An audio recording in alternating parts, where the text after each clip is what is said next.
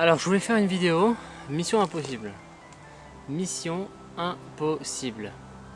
Tenter de faire comprendre l'ésotérisme par le mental. Alors c'est une mission impossible. En fait c'est tout simplement pas possible, tout simplement parce que le mental de base est limité. Et ce qui nous renvoie dans notre conscience et par la petite voix qui parle dans notre tête est par définition limité puisque basé sur le contenu de nos mémoires. Qui dit basé sur nos mémoires dit basé sur notre vécu. Or notre vécu est très incomplet. Excusez-moi, je viens de me poser, j'ai soif, j'ai faim, je vais manger du raisin et des pêches pendant la vidéo, mais bon, voilà, on est entre potes comme ça, posés dans la forêt au calme quoi. Tenter de faire comprendre l'ésotérisme par le mental, c'est essayer de faire passer un sale quart d'heure. un caillou dans une passoire. En fait, le caillou il passera pas, mais à force de frotter, eh ben, il va peut-être s'émietter, il va peut-être commencer à passer au travers, et on va quand même pouvoir apercevoir de l'autre côté que à la base c'était peut-être un caillou ou quelque chose comme ça. Donc c'est une image un peu pourrie pour vous dire que ça va pas être simple. Donc ce que je vous demande pour cette vidéo, c'est d'essayer de vous détacher de vos rationnements logiques. En fait, vous allez rester rationnel, mais ne restez surtout, mais enlevez toute forme de dogme en vous. C'est-à-dire que je veux que vous gardiez votre raison, votre manière de raisonner, de dire que telle ou telle logique fonctionne, mais alors je vais devoir en déconstruire certaines, comme par exemple la logique de cause à effet. La logique de cause à effet ne fonctionne pas avec l'ésotérisme. Voilà. On peut dire que c'est une logique de temps à la fois continu et cyclique qu'il faut avoir, et non pas une logique de cause à effet comme on a dans notre monde en fait. En fait, c'est une logique qui nous a été imposée et induite par la science et par le diktat aujourd'hui des scientistes sur notre manière de raisonner. C'est-à-dire qu'on raisonne tous par la science aujourd'hui et on en oublie que la science est encore très loin d'avoir tout découvert. Donc voilà. Alors, on va essayer de poser des prémices. Je pense que la première prémisse qu'on peut poser pour essayer de comprendre l'ésotérisme par le mental, dans notre mental, c'est de comprendre que je me gratte en fait. Je me gratte parce que je suis malade en ce moment à force de trop vouloir fonctionner contre mon être. Ben, il commence à me faire comprendre que c'est pas ce que je dois faire. Comme vous pouvez le voir, je suis complètement vérolé de partout. Bref, ça m'apprendra à travailler dans un métier qui me fait détruire la nature plutôt que putain de salariat de merde. Bon, donc essayer de comprendre la spiritualité par le mental. Prémisse numéro 1. Alors prémisse numéro 1, je pense que c'est le fait qu'il n'existe pas d'autre chose que toi. Tu es la seule chose qui existe. Il n'y a pas d'autre être vivant autre que toi. Voilà. Tu es la seule et unique chose qui existe, et chaque autre être vivant, entre guillemets, chaque autre chose vivante, n'est en fait qu'une projection de toi-même. Ça, c'est la prémisse numéro 1, pour comprendre un petit peu l'ésotérisme. Alors pourquoi est-ce que je dis ça? En gros, si tu penses encore aujourd'hui que tu es ce corps qui bouge, si tu t'identifies à ton corps, tu vas tomber dans le travers de penser que seul ce corps-là est toi, et que les autres choses qui bougent sont des êtres vivants au même titre que toi. Et donc tu vas commencer à essayer d'établir des similarités dans ton cerveau entre eux et toi, qui va te permettre de dire que tel ou tel être vivant est comme toi, similaire à toi, et tel ou tel être vivant est mon frère par rapport à tel ou tel être vivant qui est un étranger par exemple, tu vois. En fait, le fait de croire que ce corps qui t'anime est toi, de 1, c'est fait exprès pour qu'on apprécie la vie en tant qu'ego. Et de deux, pour garantir la survie de ce corps. Parce que le cerveau humain, avec son cortex préfrontal très très développé, bon il n'y a pas que ça, le cerveau humain il a tendance à, d'ailleurs je parle du cerveau, je sais peut-être pas, mais bon c'est pas grave. Il a tendance à vouloir toujours aller plus loin, découvrir de nouvelles choses, etc. L'humain, avec son imagination, c'est un créateur hors pair, qui va se mettre à aller dans tous les sens et à faire n'importe quoi s'il n'est pas retenu par quelque chose dans la matière, dans le sens où s'il n'est pas, si quelque chose ne lui dit pas de survivre et d'agir de telle ou telle manière, eh bien l'être humain va faire n'importe quoi et va potentiellement même pas survivre en fait. Et c'est donc à ça que sert l'ego et le mental, et principalement le mental. C'est pour ça qu'il faut s'en détacher un petit peu, pour comprendre que si toutes ces impressions que l'on a d'être vivant, toutes ces impressions que l'on a de vivre dans des illusions, de penser que telle ou telle croyance est quelque chose de vrai et objectif, etc., etc., tous ces machins-là naissent du fait que l'on pense être ce corps. Pour nous, on a émis objectivement, nous sommes ce corps. Moi, j'ai émis, par exemple, si un mec non plongé dans l'ésotérisme va dire « je suis ce corps ». Et quand tu lui diras qui tu es, bah, il va te dire « je suis ce corps ». Et si tu dis « non, tu n'es pas que ce corps », il ne pourra pas comprendre. Tout simplement parce que voilà, on est programmé pour ça, à la base.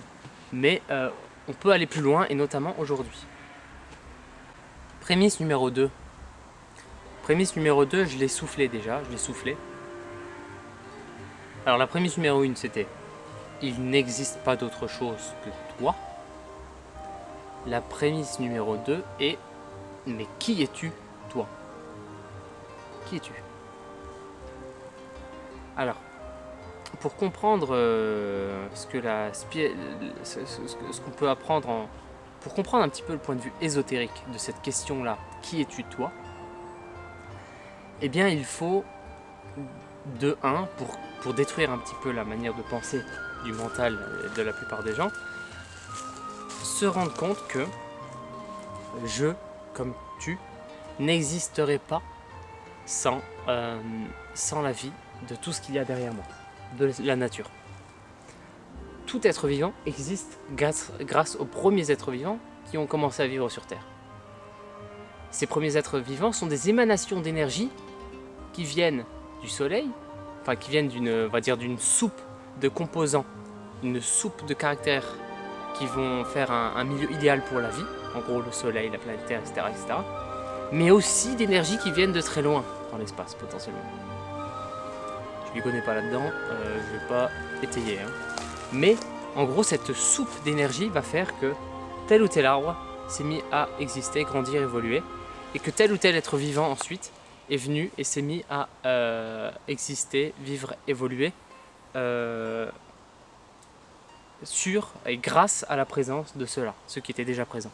C'est-à-dire que les premiers êtres vivants se nourrissaient de la pollution des arbres qui était l'oxygène. Et la pollution de l'arbre, c'est l'oxygène.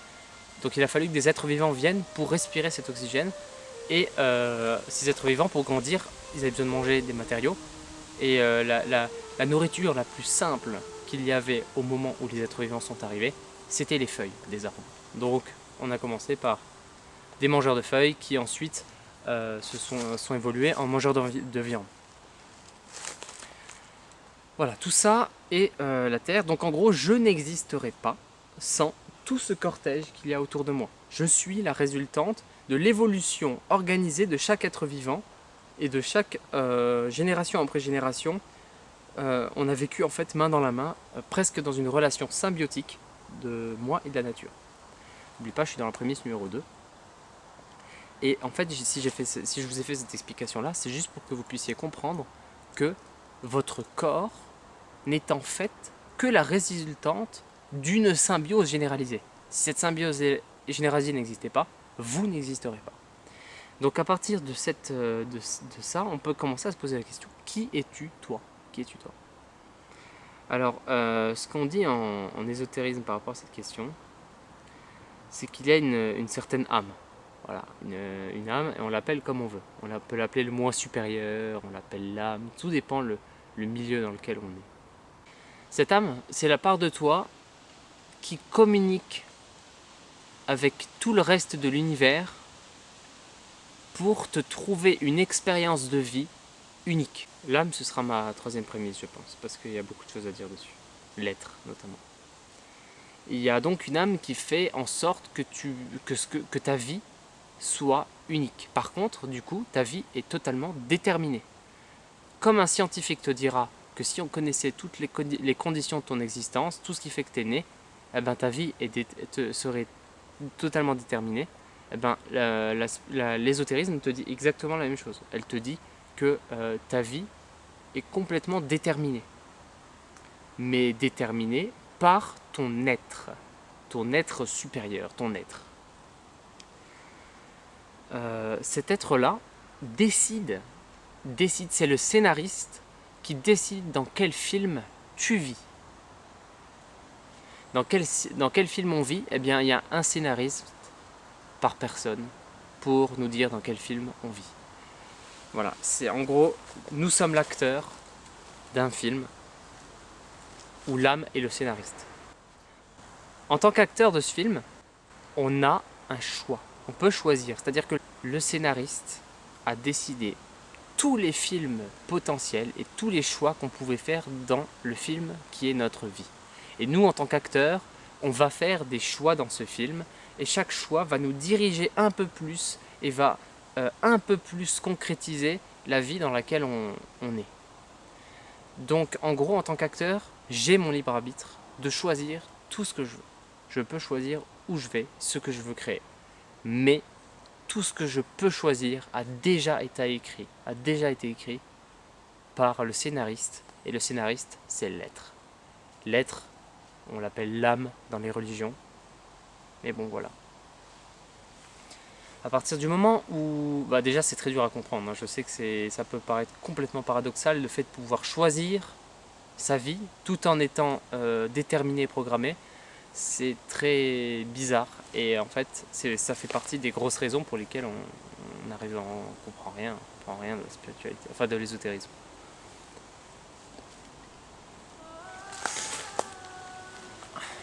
Alors troisième prémisse pour comprendre l'ésotérisme par le mental. Troisième prémisse, c'est la science et notre manière de voir le monde est faussée, complètement faussée. Nous avons, par le fait de comment fonctionne notre science à l'heure d'aujourd'hui, nous avons contracté dans notre tête, dans notre sphère mentale, dans notre manière de réfléchir, on a contracté une manière de penser le monde qui est réductrice et fermée sur les possibilités et les potentialités de ce monde. On a donc un regard conditionné sur un monde qui, lui, en fait, d'après ce qu'on peut entrevoir via l'ésotérisme, un monde qui, lui, est illimité. Point de vue conditionné sur un espace illimité.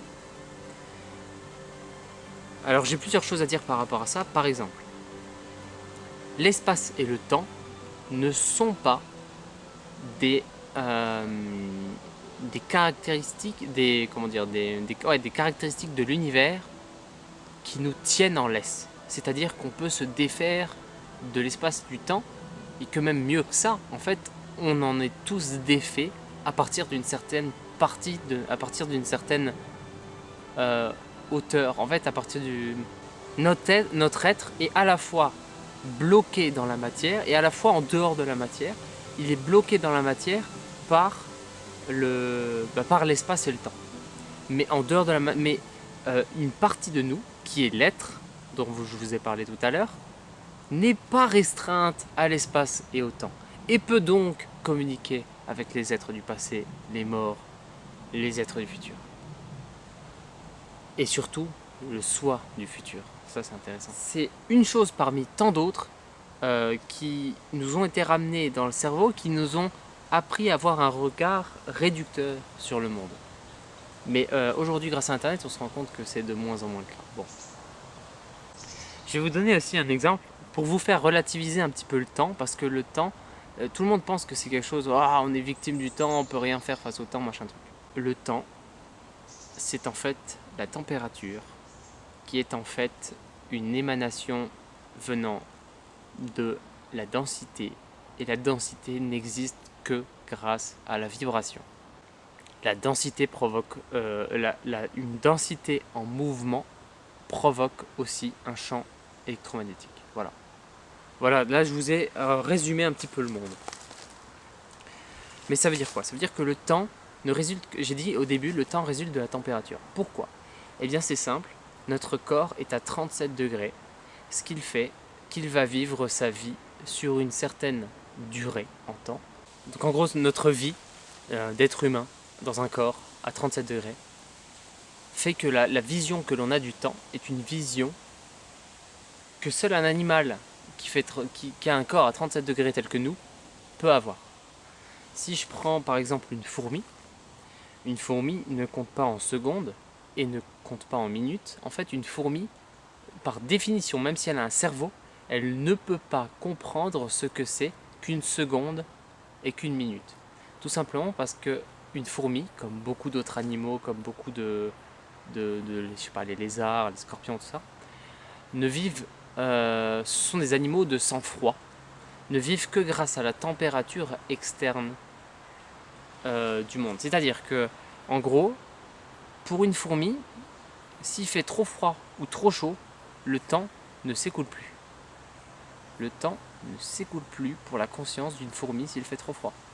Une fourmi hiberne s'il fait trop froid. Et son cœur se met à battre une pulsation toutes les je sais pas combien d'heures, tu vois. Donc en gros, tout l'organisme de la fourmi est ralenti. Et donc la fourmi hiberne mathématiquement parce que voilà, c'est un insecte de sang-froid. Et alors pour une fourmi, on va pas compter le temps en secondes et en minutes, on va compter le temps en température. Si il fait trop chaud trop longtemps, la fourmi va mourir très vite. S'il fait froid longtemps, la fourmi va vivre beaucoup plus longtemps. Donc on compte le temps en température. Donc pour une fourmi, il serait logique de dire, non pas il est 14h30, mais il serait logique de dire il est 27 degrés. Il est 24 degrés. Voilà. Il est 24 degrés pour mesurer la vitesse d'écoulement du temps et en même temps l'énergie qui est capable d'avoir la fourmi, puisque la fourmi utilise la chaleur du coup de son sang chauffé par le soleil pour avancer plus vite, exactement comme un lézard. Un lézard dans le froid, il est comme ça. Un lézard dans le chaud, tu le vois même pas d'étaler tellement qu'il est rapide. Donc voilà, le temps est super relatif et la vision qu'on a du temps en fait n'est qu'une construction humaine. Les minutes, les secondes, les jours, les mois, non pas vraiment les mois parce que c'est basé sur la lune, mais presque toute manière de voir c'est même pas basé sur la lune. En fait, le temps humain est totalement une construction humaine et qui nous amène encore une fois à réfléchir dans le vent, à réfléchir d'une manière qui n'est pas compatible avec l'ésotérisme en tout cas.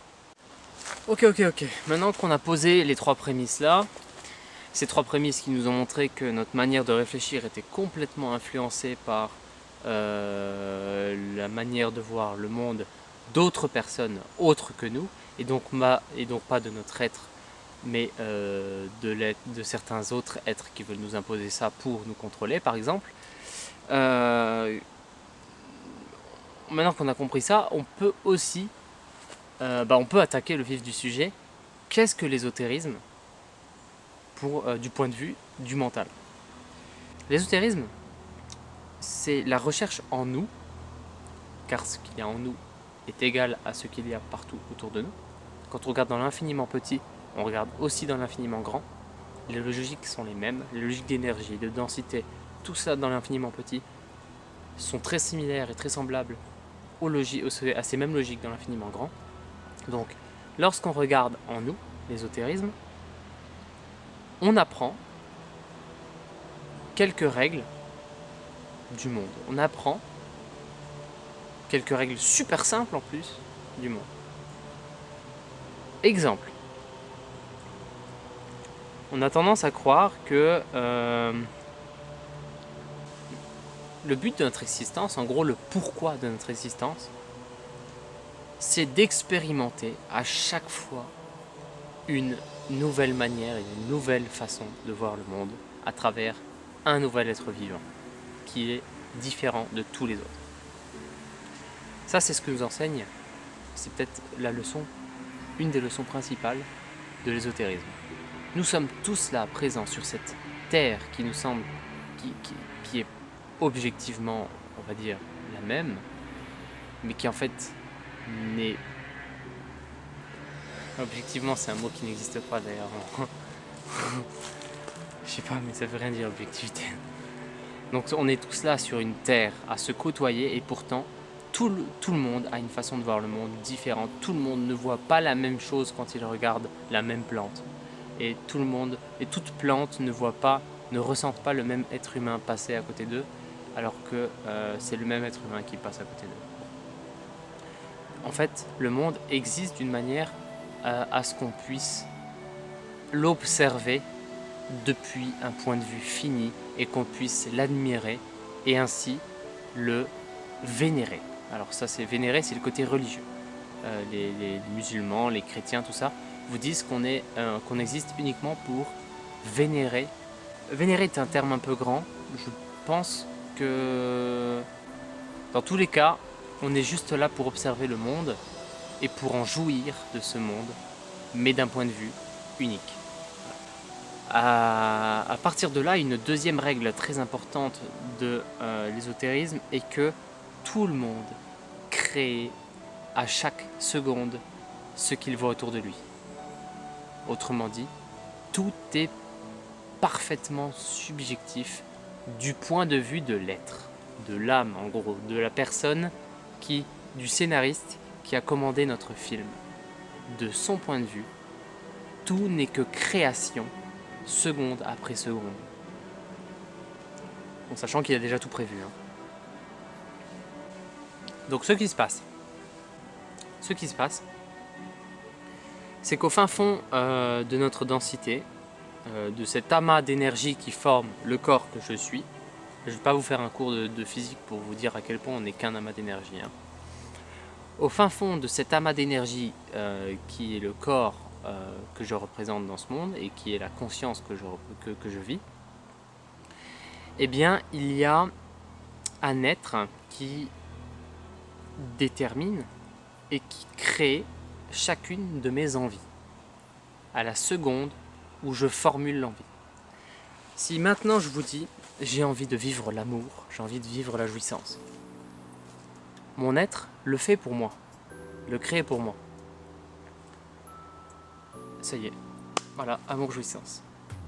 Non, c'est pas si simple. C'est pas si simple en réalité parce que il y a une zone tampon, il y a en fait un effet de frein à cette création. Imaginez qu'on puisse tous créer tout ce qu'on veut à la seconde où on détermine, où on exprime ce que l'on veut créer. Alors là, ce serait le bordel monstre. Ce serait le bordel monstre. T'aurais des gens en train de voler partout, t'aurais des mecs en train de tuer tout le monde, t'aurais d'autres dans des harems, voilà. Si on pouvait faire tout ce qu'on pouvait, ce serait mais vraiment le chaos quoi. Non, il y a quand même une zone tampon en fait qui est la Terre qui est comme une. Vous savez quand on essaie de faire passer une vibration dans un milieu, mais un milieu qui freine la vibration. Vous avez la vibration, d'abord elle passe dans un milieu fluide comme l'eau par exemple. La vibration dans l'eau, elle est, c'est un frein d'ailleurs aussi. Bon, on va prendre un métal. Je tape dans une poutre en métal d'un côté, la vibration va se déplacer dans la poutre en métal à 3 par seconde. Et au bout de cette poutre en métal, il y a un bac d'eau et ensuite il y a de nouveau une poutre de métal. Une fois que la vibration elle va arriver au niveau du bac d'eau, elle va traverser l'eau mais très lentement cette fois-ci parce que l'eau fait effet de frein à la vibration. et ensuite elle va aller dans l'autre poutre en métal où elle va de nouveau pouvoir partir. Et bien la Terre c'est un peu ça, le champ magnétique terrestre et la densité que forme la Terre, l'entité Terre, c'est une densité qui va faire que chacune des envies, des choses que je vais vouloir créer va se manifester seulement après être passé dans cet espace de ralentissement qui est notre réalité. Voilà. La réalité c'est quoi? C'est je dois aller travailler pour manger, pour voyager, pour vivre tous les jours, je dois m'occuper d'un enfant, ma femme me fait chier, des trucs comme ça. Ça c'est nos réalités, ça c'est la densité qu'il y a autour de nous et qu'on doit et qui en fait fait office de zone tampon à la création qu'on veut faire.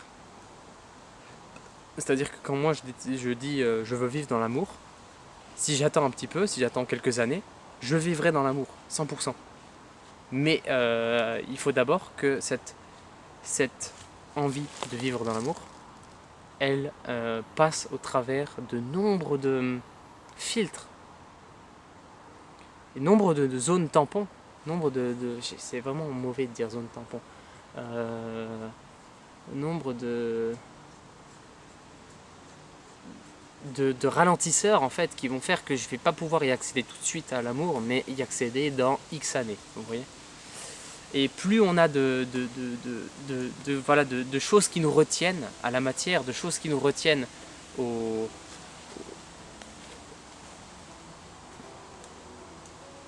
plus on a de choses qui nous retiennent à la matière, plus on a de choses qui nous retiennent à la rugosité, à la lenteur de la matière, plus notre esprit créateur, notre être, notre âme va en fait avoir du mal à créer. Et nous, on va avoir du mal à ramener dans la matière, dans la densité, ce que l'on veut créer par notre être. Voilà. Un homme qui vit bien dans la spiritualité, c'est un homme qui vit parfaitement en accord avec son être, qui vit parfaitement en accord avec l'être créateur. Et dès qu'il se dit, je sais pas, je suis malheureux, bah, il va être malheureux du jour au lendemain, comme ça, dans sa vie. Tu vois. Si je dis je suis heureux et j'ai envie de bonheur et d'eau fraîche, eh ben, il va être heureux, il va avoir du bonheur et de l'eau fraîche. Quoi. Donc ça, c'est un mec qui on va dire, avancé dans sa quête spirituelle, ésotérique. Mais ce n'est pas aussi simple que ça.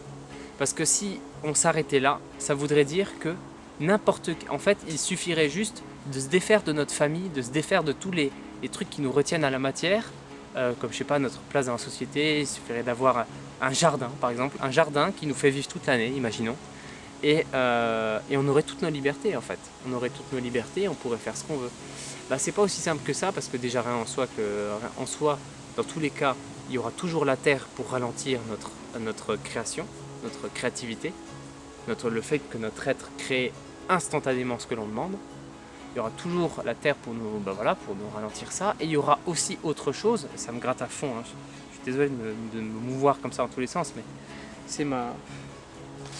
Voilà quoi, regardez ça, putain, c'est un vrai massacre. Bon. Il y aura toujours... Qu'est-ce que je voulais dire ? Voilà, il y aura toujours la terre pour nous ralentir.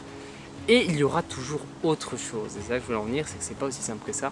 Il y a aussi notre mental. Voilà pourquoi cette vidéo, c'est Mission Impossible. Parce que le mental s'accroche à son ego et tente de faire survivre le corps par lequel on vit le plus longtemps possible. Et oui, mental, instinct de survie. Et donc en gros, notre mental, pour faire survivre ce corps, va devoir former des impressions. En fait, il va devoir se former des patterns de sécurité. On va dire ça comme ça.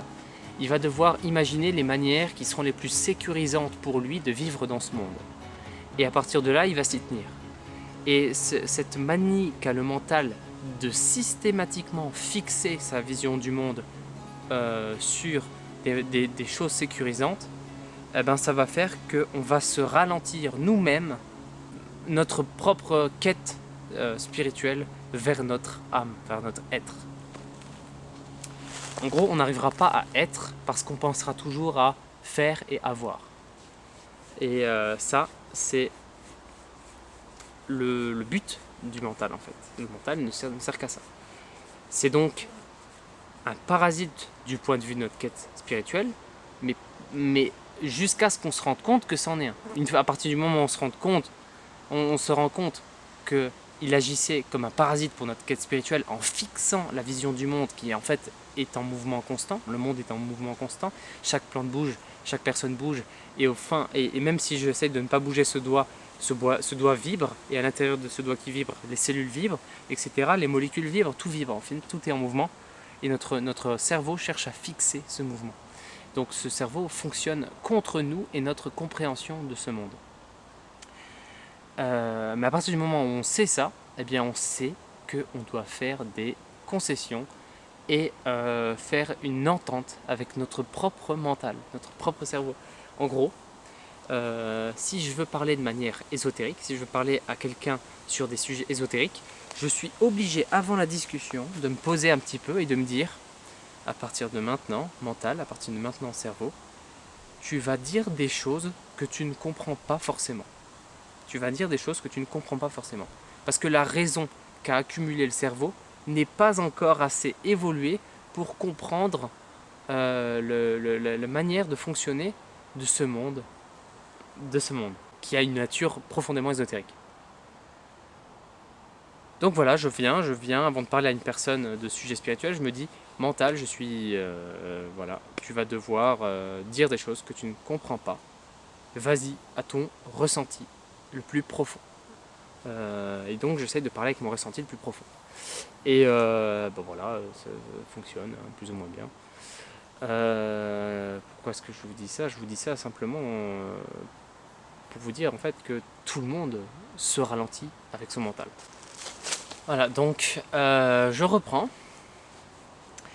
Et je vous dis, donc voilà, la quête spirituelle ésotérique consiste à se défaire de toutes nos zones, toute notre lenteur, toute notre lourdeur qui nous empêche d'exprimer notre être. Voilà. Toute la quête spirituelle consiste à ça. Se débarrasser de ce qui est en nous, d'une lourdeur assez conséquente pour nous empêcher d'exprimer réellement notre être. Comme dirait Bruce Lee, the only thing is to express yourself. Express yourself. Qu'est-ce que j'aime Bruce Lee, purée.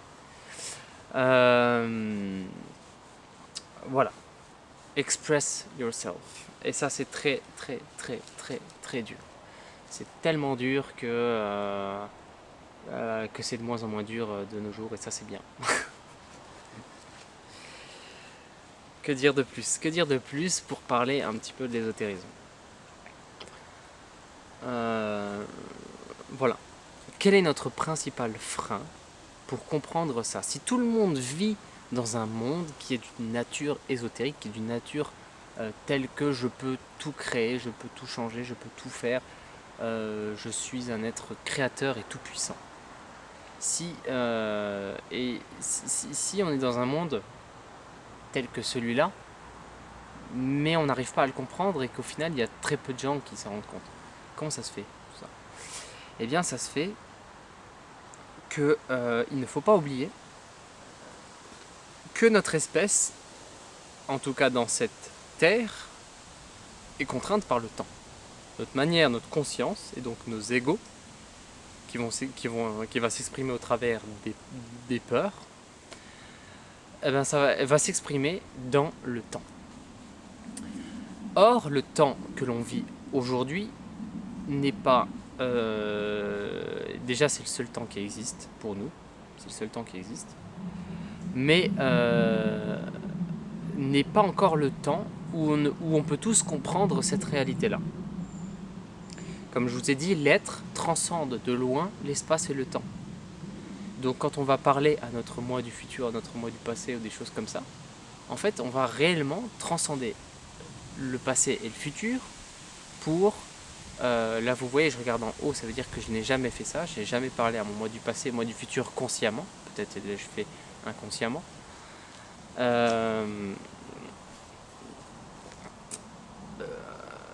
Donc voilà, en fait, via notre être, via notre âme, on va être capable d'accéder à des choses du futur et au fur et à mesure apprendre à faire vibrer l'ensemble de l'humanité un peu plus haut en fréquence. Parce que n'oubliez pas qu'à la base, toute chose, toute densité naît de vibrations. Et donc en fait, le but, c'est de s'immiscer dans la société, dans l'esprit des gens, de s'y faire une place, donc d'apprendre à faire pipi, vulgairement, parce que pour un animal, pisser dans quelque part, c'est y montrer sa place, son existence et son territoire.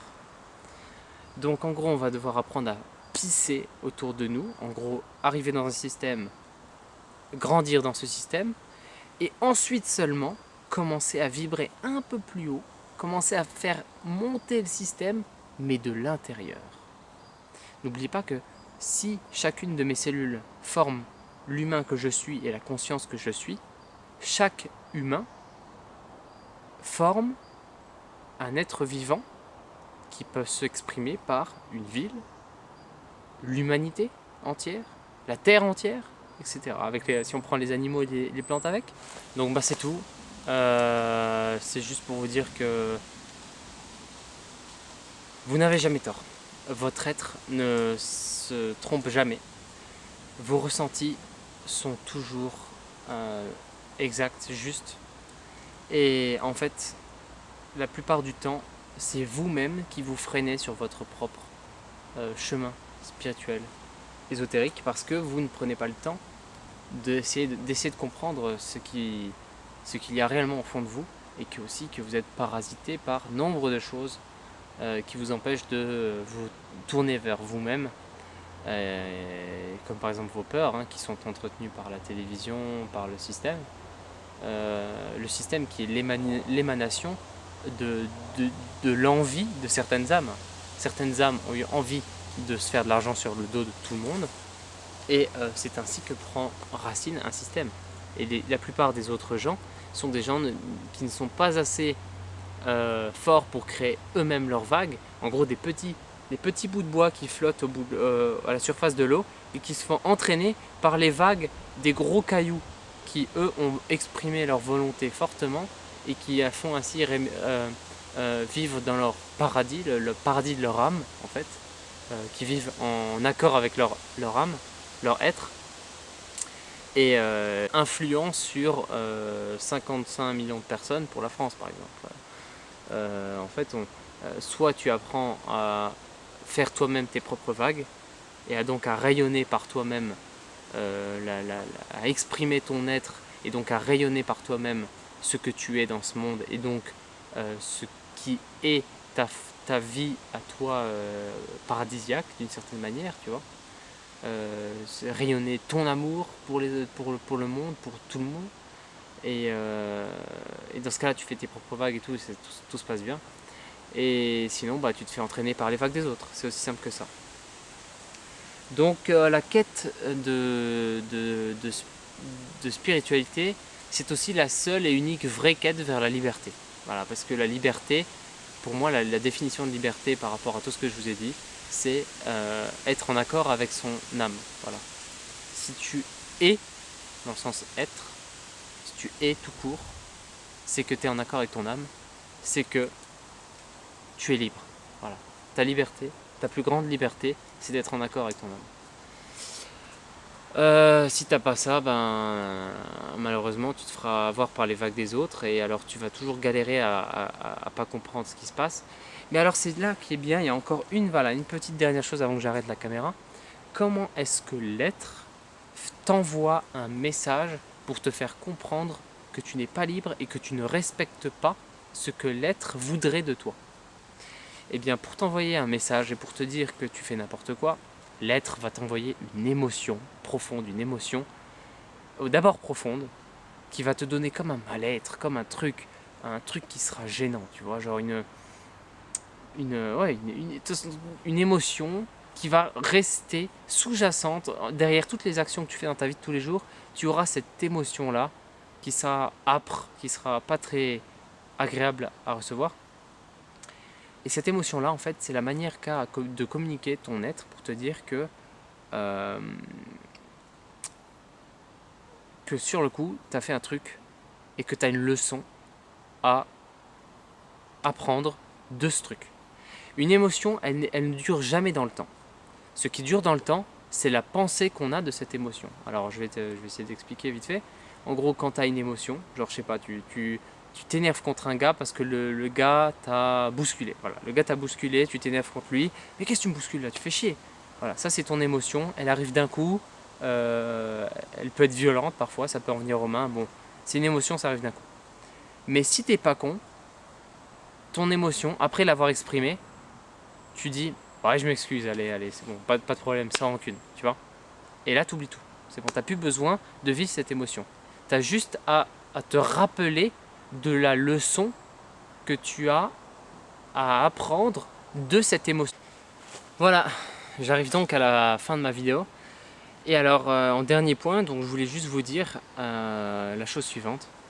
C'est que tout ce qui vous arrive dans votre vie, tous les problèmes que vous rencontrez de manière récurrente, sont en fait des problèmes qui vous ont été ramenés dans votre vie, dans votre conscience, par votre âme.